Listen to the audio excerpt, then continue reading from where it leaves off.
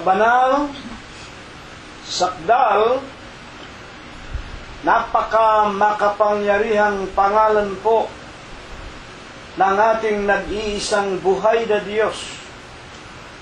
Walang iba kung hindi ang ating Panginoong Hesukristo. Ako po ay bumabate sa inyong lahat ng kapayapaan. Purihin ang pangalan ng Panginoon. Purihin ninyo ang Panginoon. Purihin ninyo ang Panginoon mula sa mga langit. Purihin ninyo ang Diyos sa kanyang mga kaitaasan. Purihin ninyo siya, ninyong lahat niyang mga anghel. Purihin ninyo siya, buo niyang mga hukbo, mga hari sa lupa at lahat ng mga bayan, mga pangulo at lahat ng mga hukom sa lupa, mga binata at gayon din ng mga dalaga, mga matatanda at lahat ng mga bata. Purihin nila ang pangalan ng Panginoon, sapagkat ang kanyang pangalang mag-isa ay nabunyi. Ang kanyang kaluwalhatian ay nasa itaas ng lupa at ng mga langit. Purihin natin ang pangalan ng Panginoon. Magsiawit tayo sa Diyos ng mga bagong awit at ng kanyang kapurihan sa kapisanan ng mga banal, sapagkat ang Diyos ay nalulugod sa kanyang bayan, sa makatwidbaga sa loob ng iglesia ng Diyos kay Kristo Jesus, kanyang pagagandahin ang kaligtasan ng mga maaamo. Purihin natin ang pangalan ng Panginoon. Purihin natin ang Diyos sa kanyang sanktuaryo. Purihin natin ang Panginoong Hesukristo sa langit ng kanyang kapangyarihan. Purihin natin ang Diyos dahil sa kanyang mga makapangyarihang gawa. Purihin natin ang Panginoon ayon sa kanyang marilag na mga kadakilaan at purihin natin ang pangalan ng Panginoon. Amen. Atin na pong pasisimulang handugan ng bunga ng ating mga labi ang banal at malinis na pangalan ng ating Panginoong Hesukristo. Una po nating aawitin ang bilang 10 sa atin pong mga himnaryo. Gawin mo, O Ama, kami tumalaga sa banal naming pagsamba.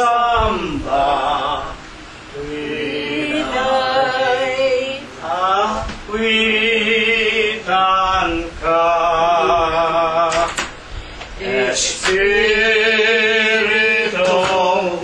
Banal, sa aming alaw, pusong tigib kasalanan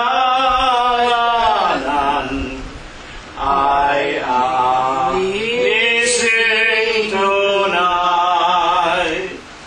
Buhay namin ngayon ay laging linggaton. Kukupin mo ang Panginoon ng waron.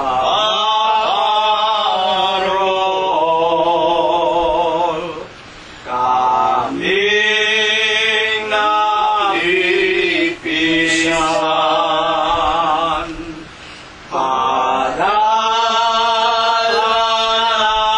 ng ilaw, upang ngayon aming kamtan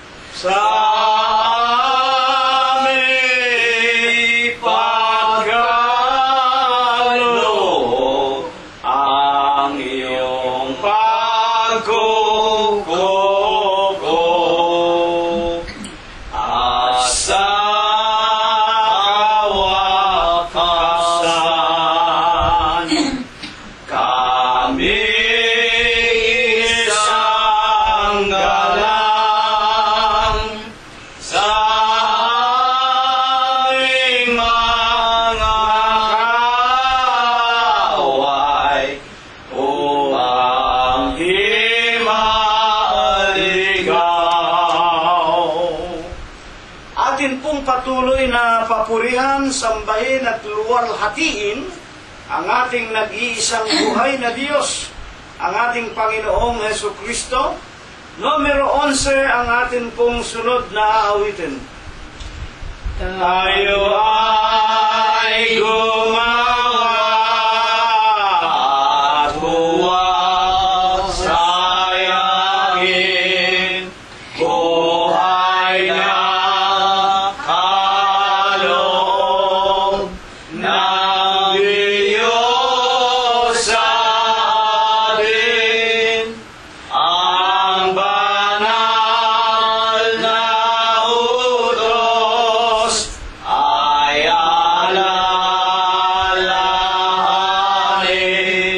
sa tuwing-tuwinga ay ating ganapin. Tumulat kay Jesus, nagtiis ng hirap,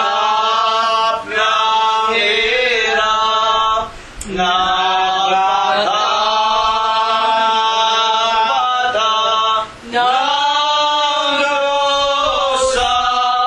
ng dusa ng dahil sa ating mga sala. Si Jesus gumawa at nagpakababa na hindi tinignan ang pagkadakila na iyong alipin na tulad sa dukha upang siya natin maging halimbawa. Tumulat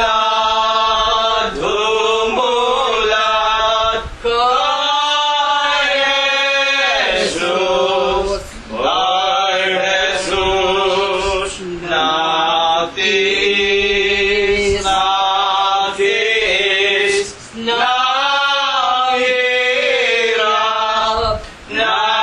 hirap, nagbata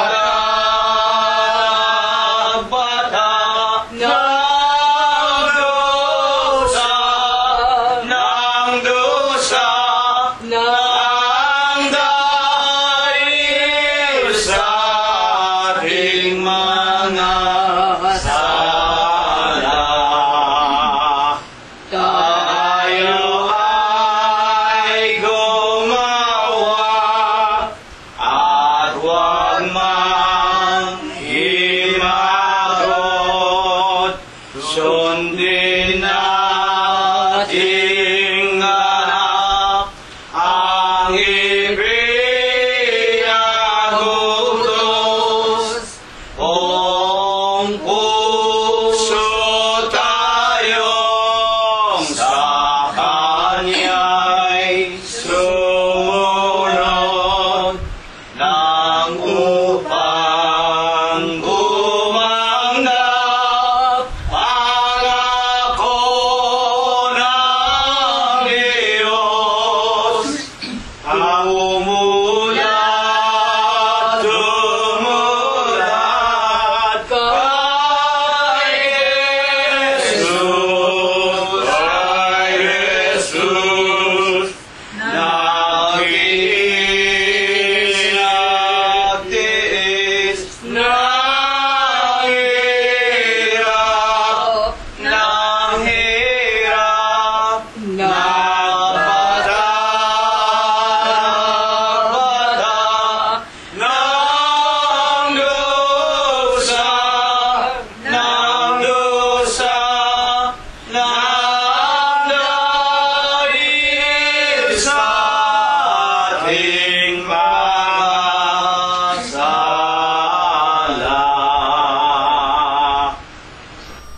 Dakilang Panginoon po naming Diyos, Amang banal na lubha kapong kagalang-galang, Ikaw po ay Diyos na sadya kapong kapita-pitagan, nag-iisa ka pong Diyos na buhay.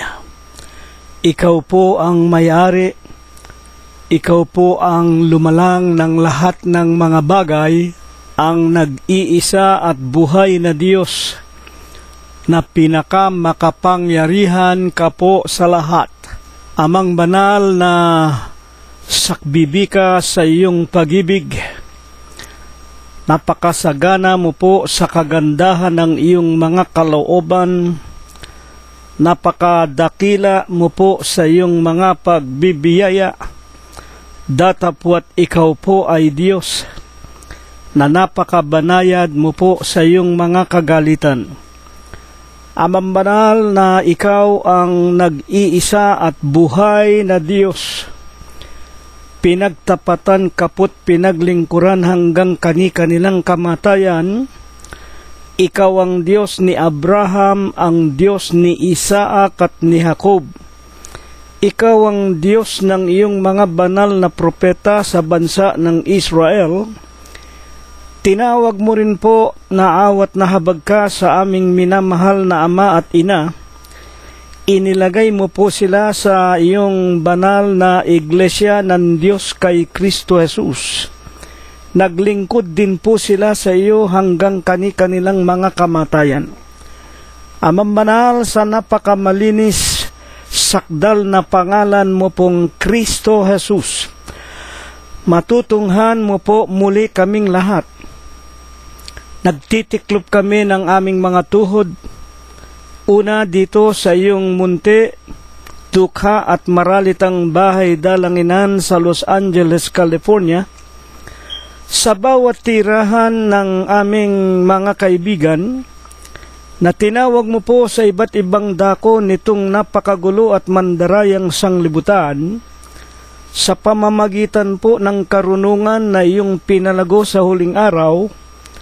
Inilagay mo rin po sila sa iyong banal na kawan, kasama namin at ng lahat ng iyong mga tunay na mananamba sa Espiritu mo po't sa iyong katotohanan, na nakikipag-aral din po't nakikinig ng iyong banal na ebanghelyo. Panginoon, damahin mo po sa kaibuturan ng aming mga puso, na bagaman kami po malalayo sa pangangatawan sa isa't isa, hindi po namin ginagawang dahilan upang hindi kami makapagpatuloy ng pakikinig sa iyong banal na ebanghelyo. Masdan mo po sa silong ng aming mga tahanan ang iyong mga hamak na mga lingkod. Tanggapin mo ang aming mga tao sa pusong mga pagpapasalamat. Maraming salamat sa iyo, Amang Diyos. Ang mga araw na pinalipas mo pong muli sa buhay ng bawat isa sa amin, hindi mo po kami binawian ng buhay. Pinagbubuksan mo kami ng magagandang pintuan ng kapalaran. Pinakakain mo kami't dinaramtan, pinalalakas mo't pinagagaling ang aming pangangatawan. Higit sa lahat na aming tinatanaw na napakalaking utang na loob, hindi mo po kami pinababayaang nangagugutom at nauuhaw sa iyong mga banal na ebanghelyo, sa iyong mga banal na salita, na lipos ng espiritu at lipos ng buhay. Salamat sa iyo, Ama naming Diyos, hindi mo kami pinababayaan. Tanggapin mo po ang aming mga pagpupuri. Sinasamba ka po namin, niluluwalhati, iginagalang namin ang iyong banal at malinis mong pangalan sa espiritu mo po't sa iyong kagilagilalas na katotohanan. Panginoon naming Jesus, kung kami po nagkulang, nagkasala sa iyo, batid naming wala pang sino mang sa aming nakaabot na sa iyong banal na kaluwalhatian. Mga hamak na mga alabok ng puti kami, Panginoon, mahihina kami at wala kaming sapat na kapangyarihan upang masawata namin ang lahat ng tawag ng kadiliman.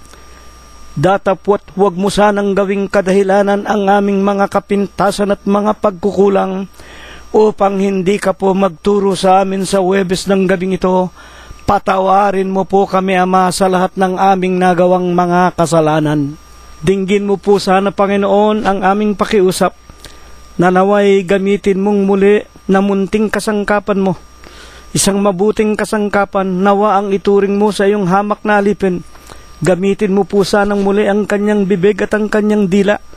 Tulungan mo po sana, Panginoong, siya ang maging munti mong kasangkapan upang sa amin ay dumating ang iyong mga banal na aral. At habang kami po'y nakikinig, langkapan mo po ng bisa at ng kapangyarihan, sapat na makasawata ng lahat ng aming mga kalikuan.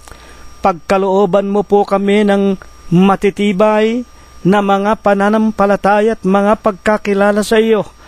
At kung dumating sa amin ang tinig ng iyong hamak na lingkod, magsisampalataya kaming ikaw nga ang aming Panginoong Hesukristo, na sa iyo'y walang bagay na hindi makapangyayari kapag iyong kalooban.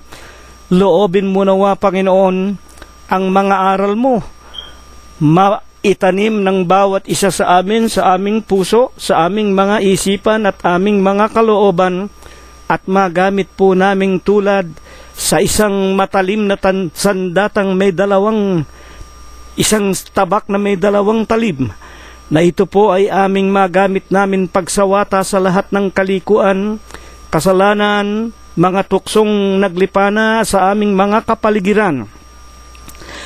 Daragdagan mo lamang, Ama, ang tibay ng aming mga pananampalataya at mga pagkakilala. Loobin mo pong makapanatili kaming nagtatapat ng paglilingkod sa iyo, hanggang sa pitin namin ang ipinangangako mo pong buhay na walang hanggan. Ama Manal, habang kami nagsisipakinig, hipuin mo po ang aming mga lupang katawan. Maawat mahabag ka sana sa amin. Pagalingin mo po ang maraming sa amin pinadadapuan mo ng iba't ibang karamdaman. Bigyan mo rin po sanang kalutasan ang aming mga suliranin na nakakasalamuha sa aming pang-araw-araw na pamumuhay. Tulungan mo po kaming lahat, Panginoon, lalo na nga po ang marami na sa aming patuloy ng tumatanda at nanghihina. Ang iyong hamak na alipin, ang aking kabiyak si kapatid na Rosita. Maawat mahabag ka rin po kay kapatid na Prospero at kapatid na Glenda, kay kapatid na Expectacion Valencia, Mercedita Hene, kay kapatid na Mirna Mortel Gonzales, at sumasamo kami sa iyo, Panginoon, 10 ng mga mahal namin sa buhay, mga kaibigan at mga kapatiran, na ang kani-kanilang mga pangalay hindi na po nasambitla ng iyong hamak na alipin. Ito po ay iyong isasama rin naman sa iyong mga pagbabasbas at mga pagbebendisyon. Ito po'y idinadalangin namin, hinihiling namin, sa tanging pangalan mong Diyos Kristo Jesus, magmula po ngayon at magpakaikailanman. Amen. At ngayon po, mga ginigiliw na mga tagapakinig po namin, husayin na po natin ang ating sariling sangbahayan. Charity must always begins at home. Ihanda na po natin ang ating mga pakikinig, lalong-lalo na nga po ang ating mga banal na kasulatan. At tayo po ay mag-uumpisa na magbasa ng aralin na hinangad po ng Panginoong Hesukristo na atin pong lubos na maliwanagan. Ang atin pong banal na paksa ay mula po sa aklat ng mga awit in the Book of Psalms, na ayon po sa kasaysayan ng Biblia ay kinikilala na ito po ay mga gawain na napasulat ng ikalawang hari ng Israel na si David. Sa 37:25, una po nating babasahin sa King James Version, na pinanggalingan po ng Bibliang Tagalog na dala sa atin ng mga Amerikano noong 1905. I have been young, and now am I old, yet have I not seen the righteous forsaken, nor his seed begging bread. Sa Tagalog po, ako'y naging bata at ngayoy matanda. Si Propeta David po ang dito'y nagsasalita. Gayunman, hindi ko nakita ang matuwid na tao, righteous, matuwid na pinabayaan, ni ang kanyang lahi man ay nagpalimos ng tinapay. Dito po sa ating paksa ay napakaliwanag po maging sa English at maging sa Tagalog ay wala pong pagbabago o mga pagkakaiba. Na ayon kay Propeta David na sumulat po ng aklat ng mga awit, siya daw po'y naging bata at nang isinusulat ito siya'y matanda na. Gayunman, noon mang kanyang katandaan, wala daw po siyang taong matuwid na pinabayaan, ni ang kanyang lahi man ay nagpapalimos ng tinapay. Ito po ay napapanahon na uukol para sa ating mga tao sa huling araw. Kunin na nga po natin lagi na halimbawa ang ating inang bayan na pinanggalingan ang Pilipinas. Hanggang sa ngayon po na si Ginoong Duterte na ang nakaupo, marami pa rin po ang nakikita nating mga kababayan natin na naghihirap sa paghanap ng ikabubuhay. Ang marami nga po OFW, para nga po isakabuhayan ng kani-kanilang sariling sangbahayan o mga minamahal sa buhay. At napakarami pa rin po ang mga kriminalidad. Nariyan pa rin po ang mga hold-upper, ang mga magnanakaw, ang mga akyat bahay, yung mga mandurugas, yung mga manluloko. At napakarami po ang wala pa rin tigil sa paghanap ng ikabubuhay sa pamamagitan po ng pagpapalimos ng tinapay. Ito po ay ibinangon ng Diyos para po tayong mga tao ay mga kaalam, matutuhan natin ano ba ang sikreto. Ano ba ang tinatawag na ikatutuwid ng isang tao para siya ay wag nang pabayaan na magpalimos ng tinapay? Sapagkat ayon kay Propeta David, magmula pa ng bata siya hanggang siya'y tumanda, wala siyang taong nakita na matuwid, righteous, matuwid. Ano ba yung ibig sabihin ng taong matuwid? Bakit ba naging matuwid yung mga taong yaon na nakita ni Propeta David ayon sa kanya? Na nang ito po'y ipasulat, humigit kumulang 1,000 taon bago nagkatawan tao ang Kristo. Meron na palang mga taong matuwid noon na dahil nga sa kanilang katwiran, hindi pinabayaan ng Diyos na magpalimos ng tinapay kahit na yung kanilang mga anak. Samantala ngayon, hindi lang sa Pilipinas, sa buong sanglibutan, tinitiyak ko sa inyo, maging dito sa Amerika, napakarami po ng mga pulube. Ano ba ang sikreto para ang tao ay maging matuwid upang ang tao wag pabayaan ng Diyos maging ang kanyang mga anak, lahi na magpalimos ng tinapay? Para ito po ay ating lubos na maliwanagan, atin pong alamin muna, bagaman nabanggit ko na sa inyo, na ang sumulat po ng aklat na ito ay ayon sa banal na kasulatan. Ito po ay mga awitin. Ito po ay mga sama-samang mga salita na nilagyan ng tinatawag na musika o ng tono. Ayon nga sa kasaysayan, si David tumutugtog pa ng alpa habang ito ay isinusulat ng kanyang mga eskribas. At ito po ay mga awit na nagbibigay ng mga bagay na mangyayari, ng mga bagay na nangyari at ng mga katotohanan na nagaganap.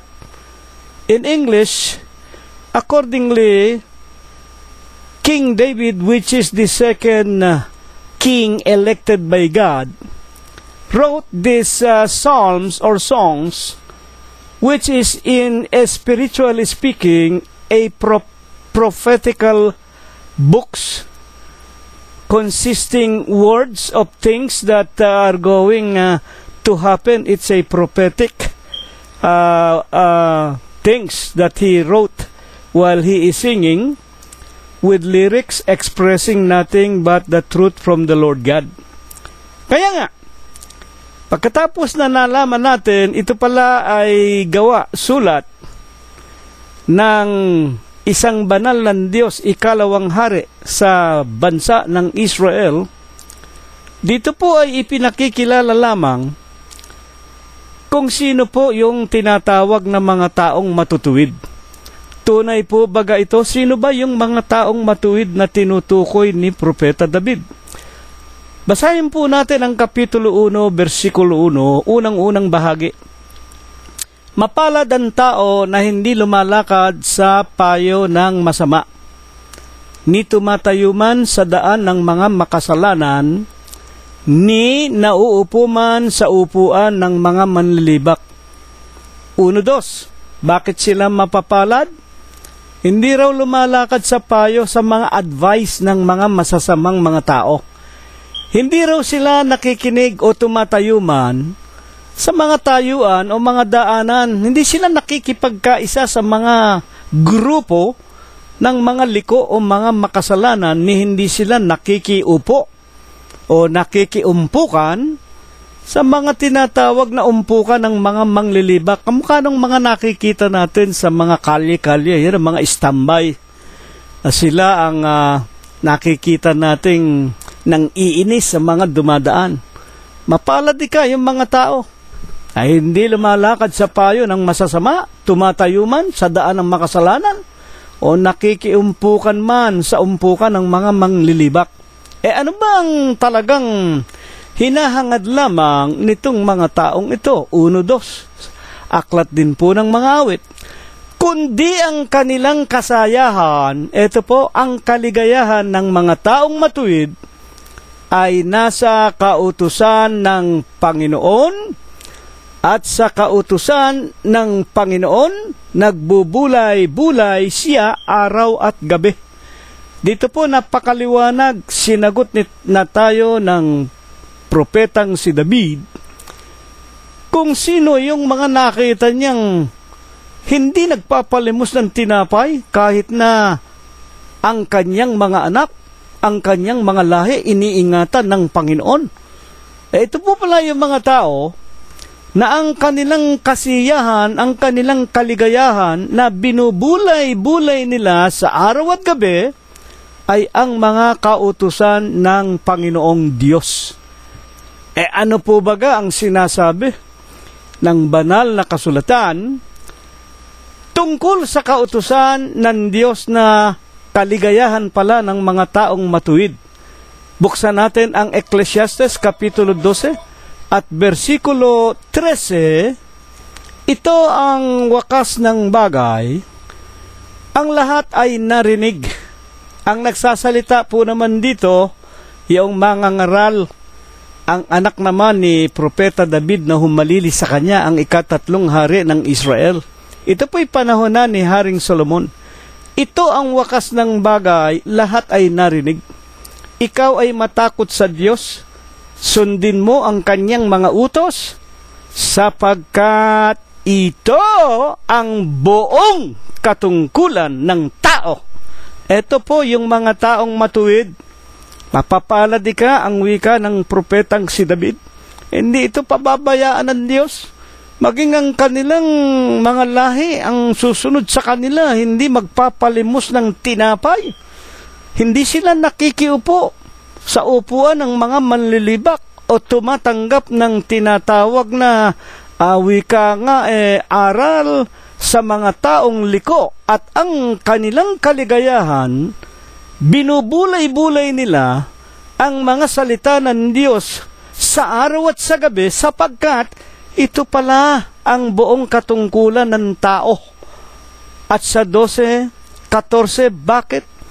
kanilang kinagigiliwan, binubulay-bulay, sinusunod, kinatatakutan ang mga kautusan ng Diyos, sapagkat alam nila, ayon sa mga itinuturo sa banal na kasulatan, tulad nga ng Ecclesiastes 12:13, sundin mo ang kanyang mga utos. Ito ang kanilang sinusunod.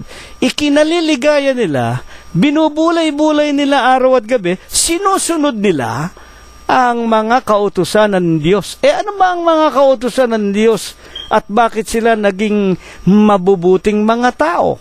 Sa Romanos, Kapitulo 7 at versikulo 12, ngayon nga ang utos ay banal. Ang utos ay banal, utos ng Diyos. Ang utos ng Diyos ay matuwid at mabuti.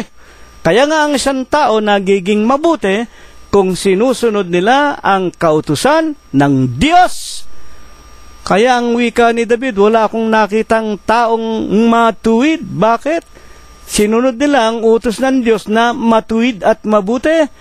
Wala akong nakitang taong matuwid na pinabayaan ng Diyos. At kung bakit sila ay may takot, sinusunod nila ang mga kautusan ng Diyos, 12:14, sapagkat 12:14 ng Ecclesiastes din po, sapagkat dadalhin ng Diyos ang bawat gawa sa kahatulan, pati ng bawat kubling bagay, maging ito'y mabuti o maging ito ay masama. Sa mga taong may takot sa Diyos, alam nila na ang lahat ng ginagawa nila, maging yung pagsunod nila sa Diyos at maging yung kasalbahihan nila, yung pagsuway nila, mahahayag po ito sa hukuman ng Panginoong Diyos. At alam natin, ang hukuman darating sa ikalawang pagparito ng ating Panginoong Hesukristo, sapagkat ang Panginoong Hesukristo, siya po ang tapat na hukom at hahatulan niya ang lahat ng tao ayon nga sa kanilang mga ginampanan. Ano ang tiyak na maaasahan ng bawat tao na sumusunod sa mga utos ng Diyos na ayon kay Apostol Pablo, Romanos 7:12, banal, matuwid at mabuti? Balikan na lang natin muli ang aklat ni Propeta David, Awit, Kapitulo 1, versikulo 3. Ang taong matuwid, magiging parang punong kahoy na itinanim sa siping ng mga agos ng tubig, na nagbubunga sa kanyang kapanahunan. Ang kanyang dahon naman hindi malalanta, at anuman ang kanyang gawin ay giginhawa. Ito po ang garantiya ng Diyos sa mga taong matuwid, sumusunod sa mga palatuntunan ng Diyos. Itutulad sila sa mga halaman na parang itinanim sa siping ng agos ng tubig. Parang nakatanim ang isang taong matuwid sa tabi ng ilog, na doon ay hindi matatapos ang tinatawag na pagdaloy ng tubig sa kanilang mga ugat. At dahil dito, magbubunga sila. At kung alin yung mga bunga, alam po ninyo, tayo nagsasalita sa Espiritu, pinag-aaralan natin ang mga salita ng Diyos. Ang bunga dito, ang bunga ng katwiran, ang bunga ng kabanalan. Ito po sana ang itinuturo ng lahat ng mga relihiyon sa lupa. Ito po ang kailangan sa ating mga tao. Ito po ang pipigil sa atin para matakot tayo. Huwag tayong pumatay. Huwag tayong mga mangalunya. Huwag tayong makiapid. Huwag tayong magnakaw. Na malaman natin, para tayo'y hindi pabayaan ng Diyos, sumunod tayo sa kanyang mga utos, hindi niya tayo pababayaan. At ang kanyang dahon naman ay hindi malalanta, mananatiling nagbubunga ng kabanalan. At ang anumang kanyang gawin ay giginhawa. Nangyayari po, yung mga relihiyon, huwag naman kayo magagalit. Eto na naman tayo. Huwag kayo magagalit sa amin at alam naman ninyo, totoo sinasabi namin sa inyo. Kayong mga Katoliko, wala naman kayong kinakaing salita ng Diyos. Ito ba itinuturo sa inyo? Anong ginagawa ng mga papa sa Roma ninyo? Kardinal, arsobispo, pati pinakamaliit na parit, mga kura paroko ninyo. Walang ginawa, kundi ibandera yung krusipiho, magpausok sa inyo ng insenso, bumulong sa inyo ng Aba Ginoong Maria, napupuno ka ng grasya. At gayon din naman kayong mga protestante. Wala rin naman kayo itinuturo, palibhasa, mga anak kayo ng simbahang katoliko, may mga krus din kayo. Yung mga suot ng mga ministro ninyo, para din kayong mga pare. Meron din kayong mga Birhen Maria, nagbibinyag din kayo ng bata. At ang marami sa inyong mga protestante, mga vegetarian, ayaw naman kumain ng karne. Yung iba na may ipinagbabawal ang pag-aasawa. Na ang lahat po ng iyan, huwag kayong magagalit. Unang Timoteo 4:1 hanggang 5, yan po yung mga utos, aral ng mga tao, katha ng mga Hudyo, aral ng mga demonyo. Tito 1:14. Ngayon, ano po baga naman kung sinasabi na yung mga taong matuwid ay matutulad sa halaman na itinayo sa tabi ng ilog at hindi malalanta, pati ang kanyang mga dahon at mananatiling nagbubunga ng mga gawang kabanalan? Sa kabilang dako po naman, ano naman ang magiging kalagayan ng mga tao na hindi po natatakot sa utos ng Diyos na banal, matuwid at mabuti? Atin na nga pong balikan muli, yun na lang utos ng Diyos, unang-unang utos sa 2 tapyas na bato Huwag kang magkakaroon ng ibang Diyos maliban sa akin. Ikalawang utos, huwag kang gagawa ng larawan na inanyuan ng nasa langit, nasa lupa, nasa ilalim ng tubig. Ikatatlo, huwag mo silang yuyukuran, huwag mo silang paglilingkuran. Basahin po ninyo. Exodus, Kapitulo 20, versikulo 1 hanggang 5. Anong ginagawa ng mga tao? Anong kalagayan nitong mga taong ito? Na pinalitan nila ang Diyos. Wala namang ibang Diyos maliban sa tunay na Diyos na buhay. O hindi ba? Vicarious Filii Dei, kahalili daw ng Diyos. Sino? Yung mga papa sa Roma, yung mga pare. Mapunta ka naman sa mga iglesyang tayo ng tao, yung obispo nila, sugong anghel, si Kristo patay, sinipa naman nila. Anong klase kayo? Hindi ba? Ano ang magiging kalagayan ninyo at ng inyong mga membro? Ayon sa itinuturo ng mga banal na kasulatan. Buksan natin ang aklat ng mga awit ni Propeta David 1:4. Ang masama, ayan po, tandaan ninyo, pag sinuway ninyo ang mga kautusan ng Diyos na banal, matuwid at mabuti, dalawang klase lang ang tao sa lupa, isang mabuti, righteous, isang masama, wicked, baluktot. Ang masama ay hindi gayon. Hindi kayo magiging katulad sa mga taong tulad sa halaman itinanim sa tabi ng ilog o dalampasigan. Hindi maglilikat ang kanyang pamumunga, ang kanyang mga dahon mananatiling sariwa at malalabay at mananatiling nagbubunga ng mabuti. Pero kayo, hindi kayo gayon. Kayong mga sumasamba sa mga larawan, kayong pinalitan ninyo ang Diyos ng inyong mga papa sa Roma, ng inyong mga sugong anghel. Hindi kayo gayon. Ano kayo? 1:4 ng awit, parang ipa kayo na itinataboy ng hangin. Ayan, para kayong ipa. Alam ba ninyo yung ipa? Yan po yung budbud ng mga nadudurog na wika nga, balubad o takip ng tinatawag na bigas. Ipa.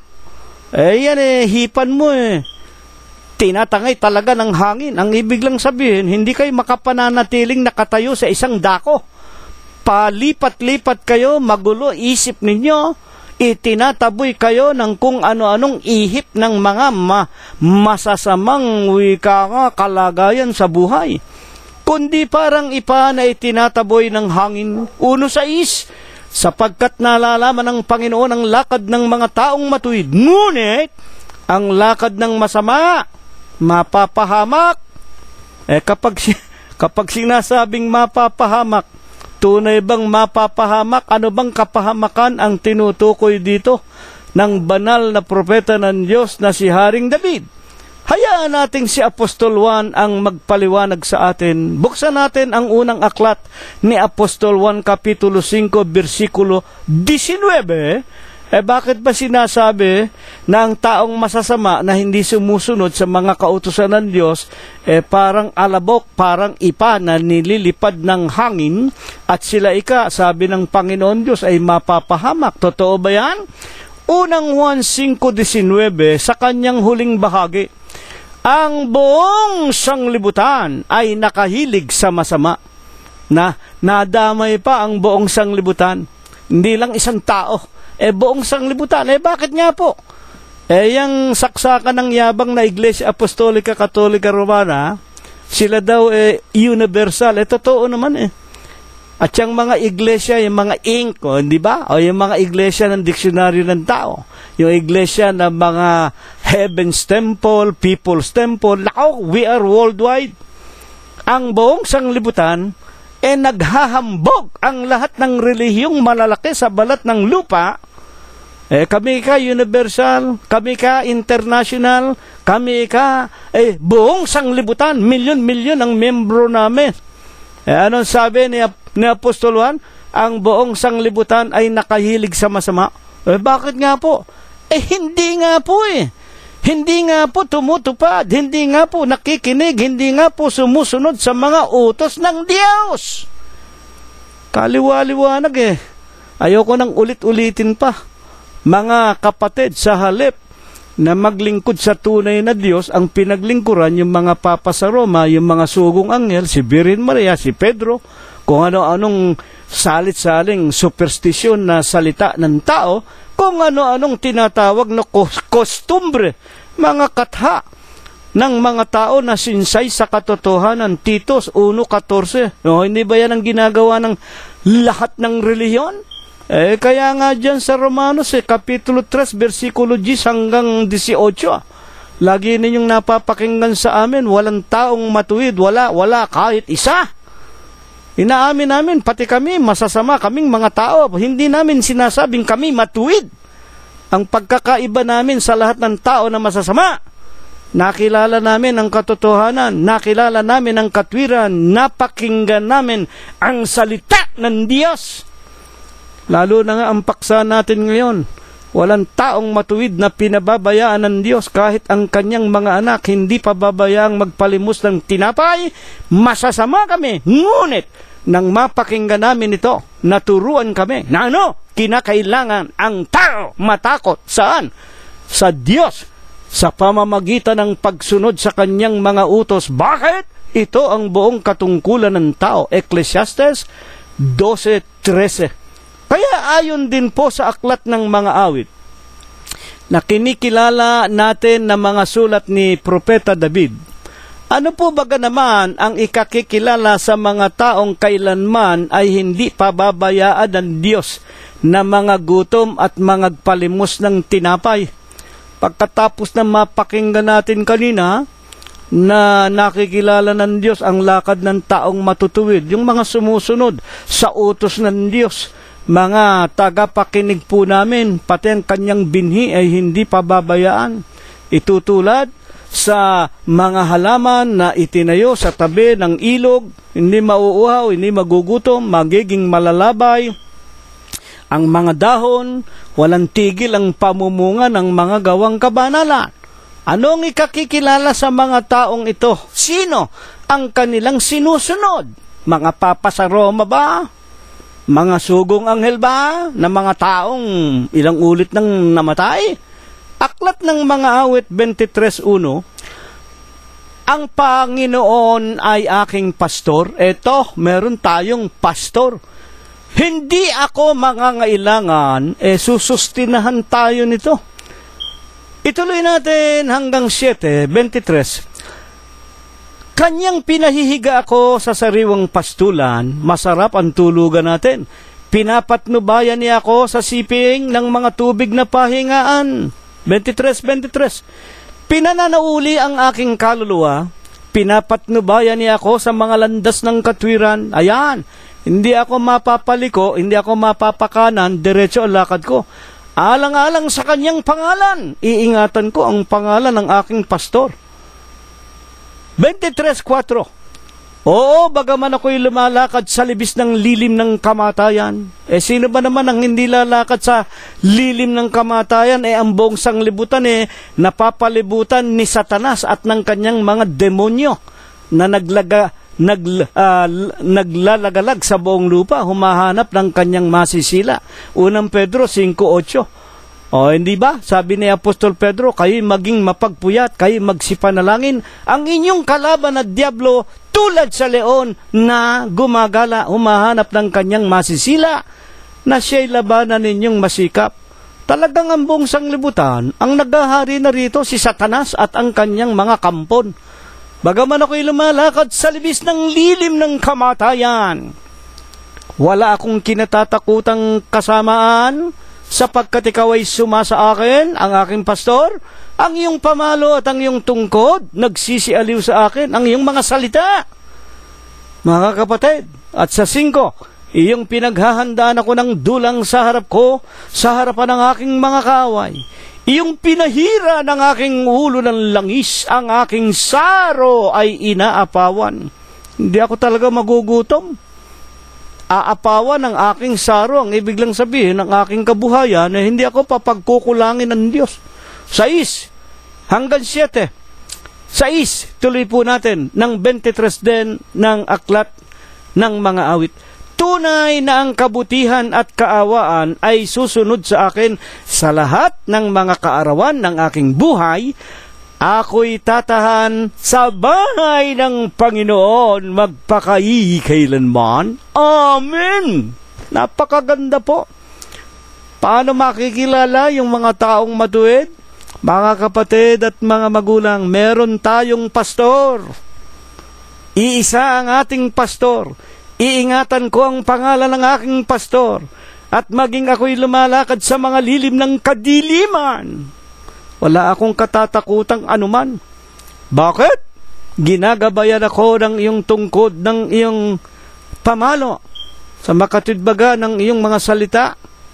Mga tagapakinig, ang aking saro'y inaapawan, hindi ako mangangailangan ng anuman. Ang kabutihan at kaawaan susunod sa akin sa lahat ng kaarawan ng aking buhay. At ako, saan matatagpuan ang mga tunay na matutuwid na mga tao? Sa paningin ng Panginoon, sa bahay ng Panginoon magpakailanman. Amen. Ngayon, ayon kay Propeta Jeremias, ano ang sinasabi ng lalaking si Propeta Jeremias tungkol sa mga matutuwid na taong ito na naroon pala sa bahay ng Panginoon, ang pastor nila ang Panginoon? Mapapalad ang tao na tumitiwala sa Panginoon at ang pag-asa ay ang Panginoon. Ang mga tumitiwala sa Panginoon, yung nasa bahay ng Panginoon, na ang pastor nila ang Panginoon, mapapalad po yun. Ang pag-asa nila ang Panginoon, hindi po ang tao. Ano ba ginagawa ng mga tao ngayon?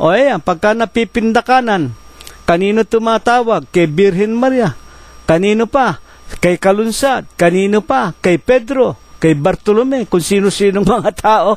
Maski na nga sabihin mo mga apostol yan, mga patay na yan. Walang tao, kahit na banal na nakipag-usap sa Panginoon Diyos. Wala pong banal na tao, kahit na sila, si Nunong Noah, si Daniel, si Job, hindi po makapagliligtas. Basahin ninyo Ezekiel 14:14. Bakit mapapalad itong mga taong ito?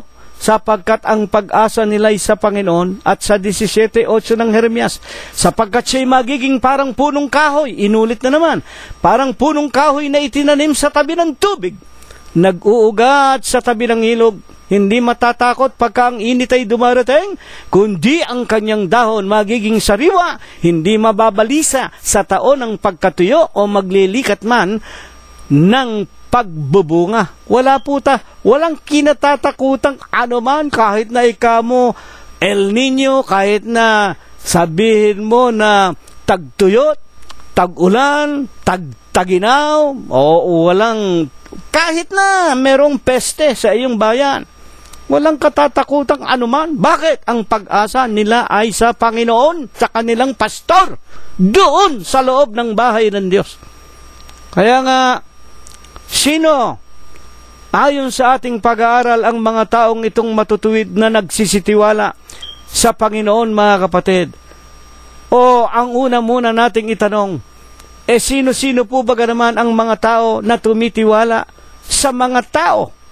Kung sinasabi ni Propeta Jeremias, mapapalad ang mga tao ang tiwala sa Panginoon sapagkat ang Panginoon ang kanilang pastor at ang Panginoon ay naroon sa bahay ng Diyos, mga sa kanilang sa tinutuluyan na bahay ng pagpapala at pag-iingat. Meron ba namang mga tao na ang tiwala ay hindi sa Panginoon at kanino sila nagtitiwala? Buksan po natin ang Jeremias 17:5 rin. Sapagkat ganito ang sabi ng Panginoon, sumpain ang tao na tumitiwala sa tao, ginagawang laman ng kanyang bisig at ang puso ay humihiwalay sa Panginoon. Ano ba ibig sabihin ng sumpain ng tao? Na tumitiwala sa tao. Unang-una, siya'y tao, tayo. Ang ibig sabihin, sumpain ng tao na tumitiwala una sa kanyang sarili. Ito yung mga taong mapagmahal sa sarili. Bakit ba? Ginagawa ikang laman ang kanyang bisig. Ito yung mga taong nagsasabing, I am the best, I am the greatest. Kaya ako nabubuhay pa, kaya ako malakas, kaya ako matalino, because it's me. Ako ang higit na mabuti. Nakakalimutan na nila ang Diyos na nagbibigay lamang sa kanila ng lahat ng bagay. Kaya nga, sumpain ng tao, una, tumitiwala sa kanyang sariling pagkatao at tumitiwala sa ibang mga tao. Saan? Sa utos aral ng mga tao, Titos 1:14, na huwag magsipakinig sa mga katha ng mga Hudyo, utos aral ng mga tao na sinsay sa katotohanan. Sumpain! Jeremias 17:5, ang tao na ang tiwala sa aral ng mga tao, utos ng mga tao, mga kapatid, at sa unang Timoteo 4:1-5, sa mga doktrina, mga aral ng mga demonyo. Susumpain kayo ng Diyos. Bakit? 17:6, sapagkat siya'y magiging gaya ng kugon sa ilang. Ayan. Kayong mga ang pananampalataya ninyo sa mga aral ng mga tao, katha ng mga Hudyo, aral ng mga demonyo, siya'y magiging gaya ng kugon sa ilang. Hindi makakakita pagka ang mabuti dumarating. Hindi tatahan sa mga tuyong dako sa ilang. Lupaing maalat at hindi tinatahanan. Puro sumpa, puro kagibaan ang ipagkakaloob ng Diyos sa mga tao na higit na tumiwala sa kanilang sarili at sa mga utos aral ng mga tao. Ngayon, bilang huling-huling mga katanungan po natin, sino po ba naman itong sinabi sa atin kanina una sa aklat ng mga awit? Ang wika ng lalaking si David, ang Panginoon ang aking pastor, hindi ako mangangailangan. Meron silang pastor, yung tinatawag na Panginoon. Iingatan ko ang kanyang pangalan. At kami ay kami mananahan sa kanyang bahay sa tahanan ng aming pastor. Sino ba itong pastor na ito? Ayon sa mga banal na kasulatan na tinutukoy ni Propeta David. Tandaan ninyo, nang mapasulat ang ating paksa, humigit kumulang anyo 1,000 taon bago nagkatawan tao ang Panginoong Hesukristo. Yung bang pastor ni Propeta David na nag-iingat sa lahat ng mga taong matutuwid at magbibigay ng kabuhayan hanggang sa kanilang mga lahi, ipinangako na hindi magpapalimos ng tinapay. Sino ba yung pastor na yon at Panginoon na yon sa huling araw na ito? Yun ba ay iba sa itinuturo ng mga apostol ngayon na panahon nating mga wika nga mananampalataya ng Panginoong Hesukristo? 2016 na? Buksan po natin ang unang Pedro, Kapitulo 2, versikulo 25. Sapagkat kayo'y gaya ng mga tupa na nangaliligaw, datapwat ngayon nangabali kayo sa pastor, sa obispo ng inyong mga kaluluwa. O hindi lang pastor, obispo pa. Bakit nga bumangon yung salitang obispo? Kapanahon ng Kristiyano na po. Noong panahon po ni Propeta David, 1,000 taon hindi pa nagkakatawan tao ang Panginoong Hesukristo, hindi pa po popular yung salitang obispo. Pastor pa lang. Ngunit, ng magkatawan tao na tinatawag po na obispo na kung liliwanagin lamang siyang pinakapangunahin, pinakamataas sa tinatawag na kalipunan, katipunan, samahan ng kanyang mga mananampalataya. Kaya nga po tayo tinatawag na mga Kristiyano eh. Siya nga po ang ating obispo, ang ating Panginoong Jesucristo. Kaya tayo tinatawag sa pangalan ng ating Panginoong Jesucristo. Siya ang ating pastor. Ay, nung araw nga po nangaliligaw tayo eh. At malimit kong sabihin sa inyo, hindi naman tayo kusang loob na nangaligaw eh. Ang totoo, iniligaw tayo. Itong mga, patawarin ako ng Diyos. Itong mga walang, mga taong itong mula sa Espanya, magmula nang dumating dyan sa mga pulo ng Mactan, tinuruan tayo, pinili tayo, pinayakap tayo sa relihiyon na ipinahalik sa ating mga raha, sa ating mga humabon, sa ating mga ninuna, na yung pala'y puro pagsamba sa mga Diyos-Diyosan, yung pala'y idolatria. At ang sumpa ng Diyos sa pagiging idolo o mapagsunod sa mga larawan, dagat-dagatang nagniningas na apoy at asupre. Ngunit, sangayon sa ating paksa, ayon kay Pedro, unang Pedro 2:25, nung araw na iligaw tayo, ngunit ngayon, nabalik tayo sa pastor, obispo ng ating mga kaluluwa. Wala pa po si Propeta David, meron ng Kristo na pastor. Paano pinatunayan yan? Basahin ninyo San Juan 8:56-58. Ang wika ng Panginoong Jesucristo, mga magulang at mga kapatid, natuwa ang inyong ama na si Abraham, na kanyang makita ang aking mga araw. Nakita niya ako at nagalak. Ituloy ninyo 56-58. Sinasabi ng mga nakikinig, wala ka pang 50 anyos. Ang pagitan ninyo ng aming ama na si Abraham mahigit 1,000 taon. Bakit sinasabi mo napakita ang aming ama na si Abraham sa iyo? Buksan ninyo ang Genesis 17:1, nang si Abraham ay may 99 na taon, napakita ang Panginoon kay Abraham. Ayan po, 1,000 taon mahigit. Wala pa si David, meron ng pastor, meron ng Panginoong Jesucristo. Napakita kay Abraham. At sa katotohanan, 8:24 ng San Juan at 27, mamamatay kayo sa inyong kasalanan. Pag hindi kayo sumampalataya na ako nga siya, mamamatay kayo sa inyong kasalanan. Ang ibig lang sabihin ng Panginoon, kapag hindi kayo sumampalatayang ako nga ang Ama, ako, siya, you will die in your sin. I and the Father are one. John chapter 10 and verse 30. At kailanman hindi po namatay ang Panginoong Jesucristo. Mateo 28:20. Ako isa sa inyo ang kausap, yung kanyang mga alagad na inilagay niya sa loob ng kanyang iglesia. Ako isa sa inyong palagi hanggang sa katapusan ng sanglibutan. Wala pong kamatayan ng Panginoong Jesucristo. Ang pastor.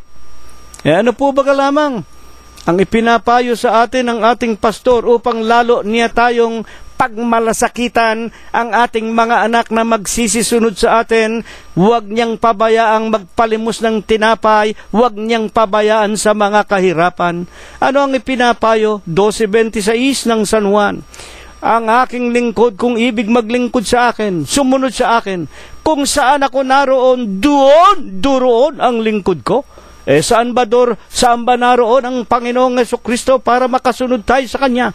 1:18 ng Kolosos, si Kristo ang ulo ng katawan sa makatwidbagay ng iglesia. Ano ba ibig sabihin ng iglesia? Ecclesia, body of God. Si Kristo ang ulo ng katawan ng Diyos. Ano ba ang naroon sa katawan ng Diyos? 1:14 ng Kolosos, na siyang kinaroroonan ng ating katubusan, na siyang kapatawaran ng ating mga kasalanan. Talaga bang merong iglesia ang Panginoong Hesukristo? Mateo 16:18, itatayo ko ang aking iglesia sa ibabaw ng malaking batong ito. Sa malaking bato itinayo, upon this rock I shall build my church. The year is 32 AD in the city of Jerusalem of Judea. Ano ang opisyal na pangalan ng Iglesia ng Diyos na napatayo sa Jerusalem ng Judea?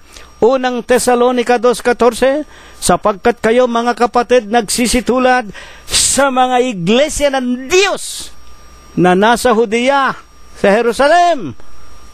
Jerusalem ang kapitolyo ng Judea, na nasa Judea kay Kristo Jesus. Nagtayo ng iglesia ng Diyos kay Kristo Jesus. Bakit? Sa iglesia ng Diyos kailangan tayo, mga kapatid, sumunod sa ating Panginoong Jesucristo. Aklat ng mga Gawa 20:28.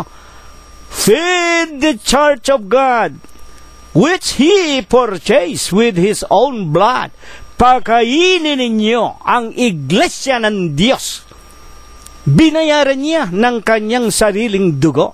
Mga magulang at mga kapatid, ano ba ang kaugnayan ng iglesia ng Diyos sa mga lingkod ng ating Panginoong Jesucristo o sa mga lingkod ng Diyos o ng ating pastor, na walang iba kung hindi ang ating Panginoong Jesucristo? Napakinggan natin, mga kapatid, ang sinabi ni Propeta David, ako'y mananahan sa bahay ng Diyos magpakailanman. Ano ba ang bahay ng Diyos? Unang Timoteo 3:15, kung ako'y magluluwat ng mahabang panahon, ay upang maalaman mo, Timoteo, kung paano dapat sa mga tao na uugaliin nila sa loob ng bahay ng Diyos, na siyang iglesia ng Diyos na buhay, na siyang haligi, na siyang suhay ng tinatawag na katotohanan. Maliban po sa iglesia ng Diyos, mga kapatid, wala na pong kinaroroonan ng katotohanan, sapagkat ang iglesia ng Diyos binayaran ng dugo ng Diyos. Naroon po ang katotohanan. Ano ang katotohanan? 17:17 ng San Juan, banalin mo sila sa katotohanan. Ang salita mo, salita ng Diyos, katotohanan. Kaya nga po yung bahay ng Diyos na siyang iglesia ng Diyos. Ano ba ang Diyos doon? Na siyang iglesia ng Diyos na buhay. Basahin ninyo, 1 Timoteo 3:15. Haligi at suhay ng katotohanan. Hindi po ninyo masusumpungan ang salita ng Diyos sa simbahang Katoliko. Wala po ang salita ng Diyos sa simbahan ng mga Protestante. Wala po ang salita ng Diyos na katotohanan sa mga iglesyang itinayo ng mga tao na tinatawag sa iba't ibang pangalan. At hindi na tayo pwedeng magtayo pa ng ibang iglesia dahil may nakatayo na. At walang sino mang pangalan sa silong ng langit maliban sa pangalan ng Ama, Anak at Espiritu Santo. Mga kapatid at mga magulang, ano ang katunayan? Na kung ang isang taong matuwid na may takot sumusunod sa kanyang mga utos na banal, matuwid at mabuti, ay talagang hindi pababayaan na magpalimos ng tinapay pati ang kanyang mga susunod na mga lahi. San Juan 15, kapitulo 15 versikulo 5 at 2. Ako ang puno ng ubas, kayo ang mga sanga. Kung hiwalay kayo sa akin, wala kayong magagawa. At ang bawat nananatili sa akin, itutulad ng aking Ama sa isang sanga na nililinis para lalong magbunga. O 15:2 ng San Juan din. Kung hiwalay tayo sa pastor, kung hiwalay tayo sa Panginoon, wala tayong magagawa. Kung saan siya naroon, doon tayo. Nasa iglesia siya ng Diyos kay Kristo Jesus. At paano pinatutunayan pa ng Panginoong Jesucristo na tayo na nabubuhay sa mga lilim ng kadiliman, ng kasamaan sa buong sanglibutan ay hindi niya pababayaan. San Juan 16:33 ang wika ng Panginoon, sa sanglibutan ay meron kayong mga kapighatian. Laksan ninyo ang inyong mga loob, aking dinaig ang sanglibutan. 14:1 ng San Juan, huwag magugulumihanan ng inyong mga puso. Magsisampalataya kayo sa Ama, sa Diyos. Magsisampalataya kayo sa akin. Bakit? Ako at ang Ama ay iisa. 10:30. Aking dinaig ang sanglibutan. Ito po ang mga pagpapatunay na meron tayong tunay na pastor. Yung pastor ni Propeta David, yung pastor na kinilala ng unang mga banal. Bagaman napakaraming mga taon na, libo-libong mga taon na ang nakalipas, siya pa rin ang pastor sa huling araw, ang ating Panginoong Jesucristo. Kaya nga ang wika ng Panginoon sa San Juan 14:13, ang anumang inyong hingin sa aking pangalan, yaon ang aking gagawin, upang ang Amay lumuwalhati sa akin. Kung kayo'y magsihingi ng anuman sa pangalan ko, nagugutom kayo, nawalan kayo ng hanap buhay, na napilayan kayo, nagkasakit kayo, nagkahirap-hirap kayo, sampalatayanan ninyo ang salita ng ating Panginoon na siya rin ang Ama. Ano man ang hihilingin natin sa kanyang pangalang Kristo Jesus, yaon ang aking gagawin. Kung ako'y inyong iniibig, tutuparin ninyo ang aking mga utos. 14:15. Amen. Mga kapatid, ayon kay Apostol Pablo, huling-huling talata, Filipos 4:13, na ang kanyamang pastor, walang iba kung hindi ang ating Panginoong Jesucristo, lahat ng bagay aking nagagawa dahil kay Kristo na nagpapalakas sa akin. Amen. Mga magulang at mga kapatid, ito po ang napakagandang aral na itinuro sa atin ng ating Panginoong Jesucristo. Napakaganda po. Aklat ng mga awit 37:25. Ako'y naging bata at ngayoy matanda. Gayon may hindi ko nakita ang matuwid na pinabayaan, ni ang kanyang lahi man ay nagpalimos ng tinapay. Ibinangon sa atin ng Panginoon ang araling ito sapagkat ito na ang panahon ng patuloy na paghihirap ng buong sanglibutan. Kaya ang mga tao'y naghihirap. Kaya ang maraming mga tao'y walang pag-asa sapagkat wala sila kay Kristo. Wala sila sa katawan ng Panginoong Jesucristo. Wala sila sa iglesia ng Diyos kay Kristo Jesus. Hanggang ngayon, inililigaw kayo ng mga masasamang relihiyon na itinayo ng tao na nagtuturo ng utos, aral, kata ng mga Hudyo, ng mga tao na sinsay sa katotohanan, mga utos, mga doktrina ng mga demonyo. 3:7 ng Malakias, inuutusan tayong lahat ng Panginoong Jesucristo, manumbalik kayo sa akin, ako'y manunumbalik sa inyo.